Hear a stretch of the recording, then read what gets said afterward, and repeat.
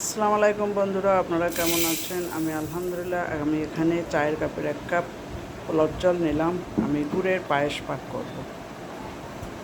তো যাই, কাজটা শুরু করি। চালটা আমি ভালোভাবে পরিষ্কার করে ধুয়ে নিচ্ছি।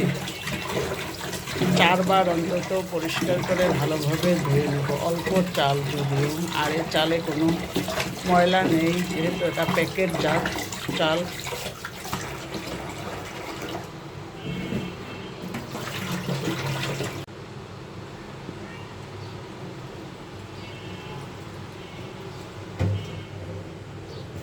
এভাবে আবারও 3 বার করে ধুয়ে নেব। একবার নিয়েছি, আরও 3 বার ধুয়ে নেব এভাবে। চালটা আমি ভালোভাবে ধুয়ে নিলাম। এখন পানি দিয়ে চালটা সিদ্ধ দিলাম, ঢেকে দিচ্ছি। সিদ্ধ হলে তারপরে ঘোটাঘুটি করব। পোলার চালটা সিদ্ধ হয়ে গেছে। এখন আমি দুধ দিয়ে দিলাম এখানে। দুধ আসলে পছন্দ মতো, যে যত বেশি কম দিবে। একে একে সব জিনিসই আমি এখন দিয়ে দিচ্ছি। দুধ দিয়ে দিচ্ছি। এখানে বাদাম আছে, দারচিনি, এলাচি, তেজপাতা সবটাই আমি দিয়ে দিলাম। এখানে খেজুরের গুড় দিলাম, একদম পিওর খেজুরের গুড় 1 কাপ দিলাম। যদি লাগে আরও দিব পরে। এখানে আমি আরও ½ কাপ গুঁড়ো দুধ দিয়ে দিলাম। পুরোটাই গুঁড়ো দুধ দিয়ে আমি রান্না করতেছি। আগেরটা একটু হালকা কুসুম গরম পানি দিয়ে গলিয়ে নিচ্ছি। এটা ডাইরেক্ট দিয়ে দিলাম, কারণ এটা ঠান্ডা আছে, দলা বেঁধে যাবে না। 1 কাপ চাল দিলাম। কত হয়েছে পায়েস! শুধু ইফতারি করার জন্যই বানাচ্ছি। ঝাল খাবারের পর ছোলা, পেঁয়াজু, আলুর চপ এগুলো খাওয়ার পরে একটু মিষ্টি খাবার ভালো লাগে, তার জন্য মিষ্টি খাবার বানাচ্ছি।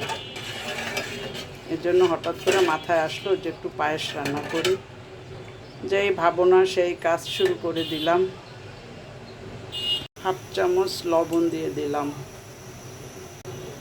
আমি এই ডাল ঘুটনি দিয়ে হালকা একটা ঘোটা দিয়ে দেব, হালকা একটু ভাঙা দিয়ে দেব। যেহেতু পায়েস, খুব বেশি ভাঙা দিব না, এমনিতেই চালটা গলে গেছে। পায়েসটা আমার ফুটে গেছে, আর একটু টানুক দুধটা, চালটাও আরও সিদ্ধ হোক। আমার সব কিছু দেওয়া কমপ্লিট। শুধু এখন যে পানি পানি ভাপ আছে, এটা একটু টেনে যাক, আর একটু ঘন হবে, তারপর উঠাবো। আমি একটু ডাল ঘুটনি দিয়ে হালকা একটু ঘুরতে দিয়েছি, ভেঙে গেছে। এতটুকু আস্তে আস্তে থাকলে ভালো লাগবে খেতে। এভাবে থাকুক, মাঝে মাঝে একটু নাড়া দিব। আমি কটা কিশমিশ দিয়ে দিলাম।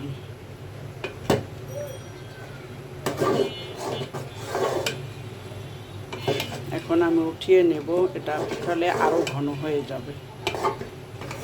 তবে গুড়ের স্বাদটা আমি এখনও বুঝতে পারি নাই। ঘন 1 কাপ গুড় দিয়ে দিচ্ছি। আল্লাহ ভরসা হবে গুড়। তো কালারে তো বোঝা যায় গুড় হয়ে গেছে। গুড় একটু কম হলে আমার হাজব্যান্ডের খুশি হবে। পায়েসটা আমার হয়ে গেছে মাশাআল্লাহ। আমি এখন উঠিয়ে নিচ্ছি। তবে গুড়টা ইনশাল্লাহ হবে। একদম ডাইরেক্ট খেজুরের গুড়, খেতে খুবই মজা। পায়েসটা রান্না করা আমার হয়ে গেছে বন্ধুরা। দেখেন, আমি এখানে পরিবেশন করলাম 5টা বাটিতে। তো ঝাল খাবার পর একটু মিষ্টি খাবার খেতে খুব ভালো লাগবে, কথা আমার মনে পড়ার সাথে সাথে আমি পায়েস পাক করতে চলে আসলাম। অনেক সুন্দর হয়েছে মাশাআল্লাহ। খেতেও হয়তো মজা হবে।